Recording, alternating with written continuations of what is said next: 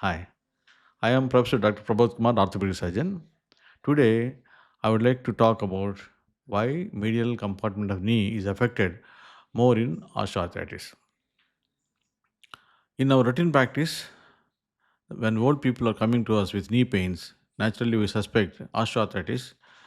And when we take an X-ray, the APV shows the medial compartment appears to be narrowed when compared to lateral compartment. In the knee joint, the tibial condyles, the medial and lateral tibial condyles are there. The lateral condyle got a support by fibular head and which forms the superior tibiofibular joint, whereas medial condyle has no support. So, in the osteoporosis, in the old age group, the subchondral bone will become thin due to juxtaocular osteoporosis and it collapses by microfractures and becomes sclerosed.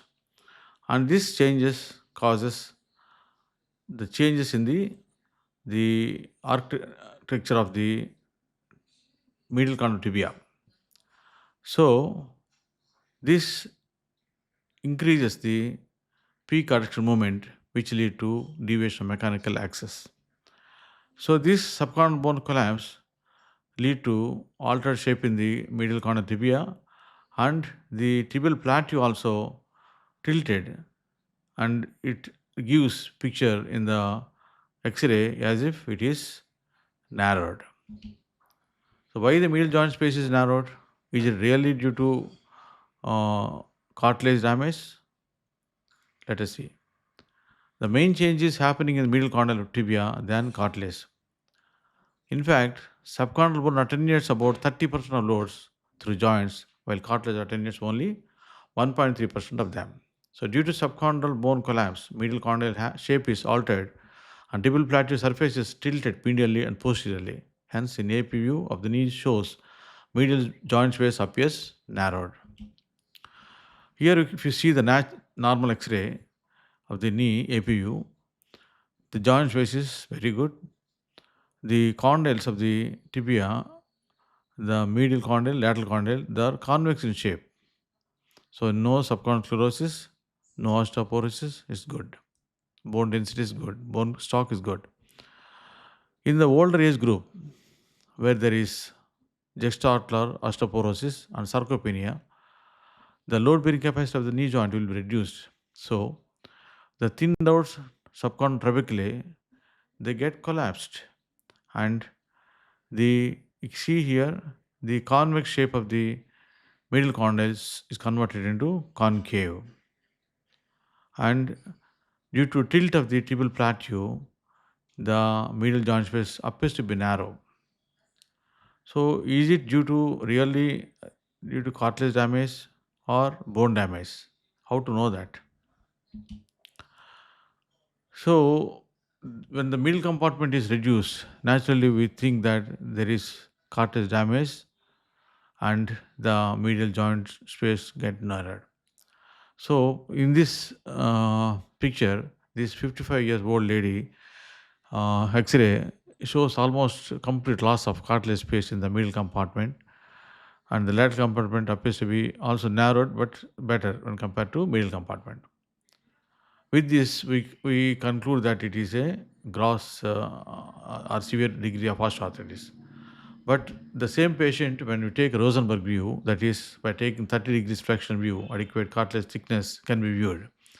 So when you take an Rosenberg view, the same X-ray, it looks like this. So here, the joint, the lateral compartment space is much better, and medial joint space also better, but not very much narrowed.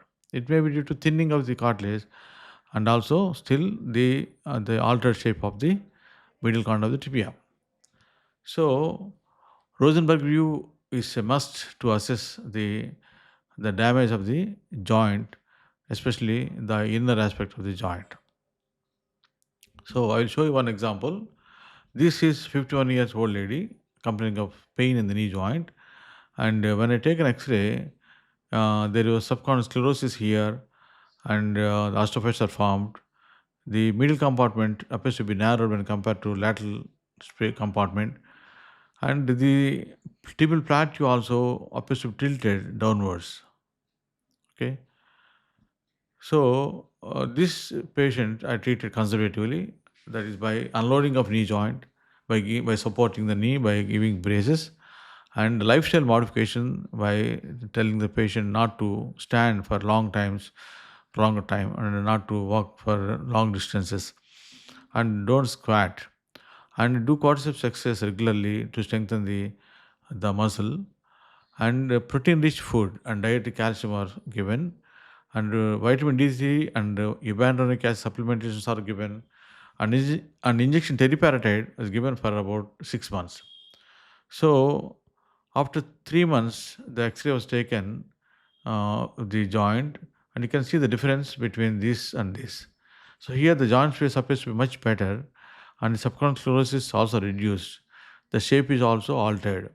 So there is a osteoblastic activity and remodeling process happened in the condyle of the uh, tibia, medial condyle tibia, and she is much improved symptomatically, and also mechanically she is much better. So it can be done in a early stage of the osteoarthritis. We can always treat like this. And in severe form degrees, where severe degree means the varus deformity and mechanical deviation is there, and joint gross narrowing is there.